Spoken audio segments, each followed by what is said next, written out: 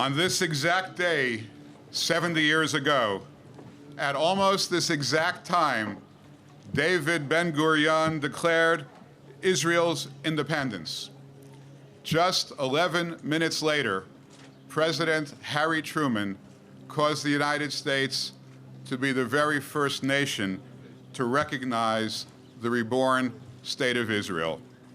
He later regretted that he waited so long.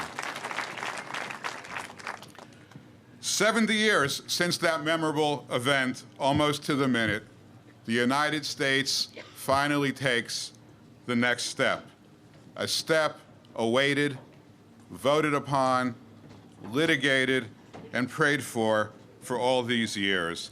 Today, we opened the United States Embassy in Jerusalem, Israel.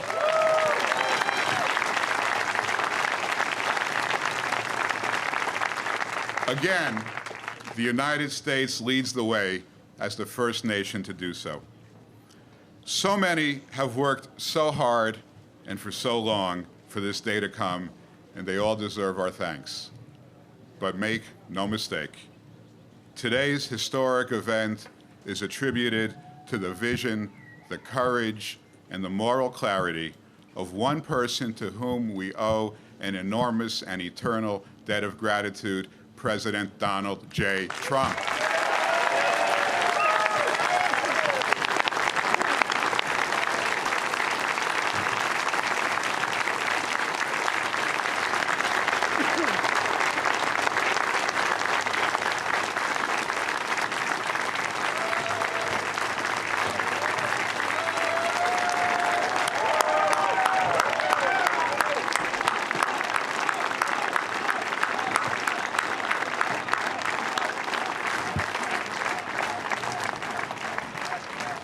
In 1995, the Jerusalem Embassy Act became law, voted in favor overwhelmingly by both houses of Congress, and led, I should add, by a former senator who is here today, Senator Joseph Lieberman.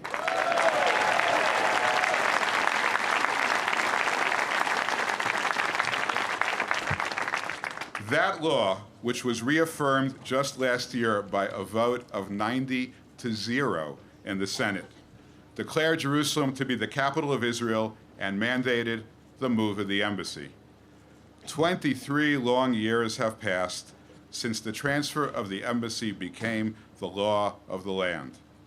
But today, we keep our promise to the American people, and we extend to Israel the same right we extend to every other nation, the right to designate its capital city.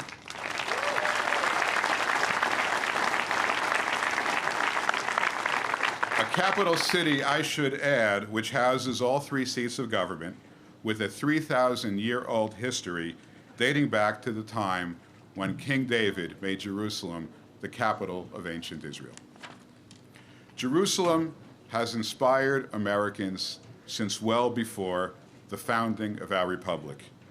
John Winthrop, in 1630, as he approached Massachusetts Bay, spoke of his quest to build the New Jerusalem as a city on a hill, a phrase later expanded by President Reagan to be a shining city on a hill.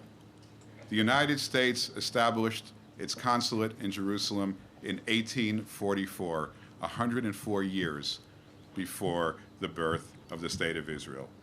And President Lincoln, relaxing for the first time in years as the Civil War came to an end, told his wife, Mary, that it was finally time for him to take some rest, and he expressed his hope and desire to visit the holy city of Jerusalem.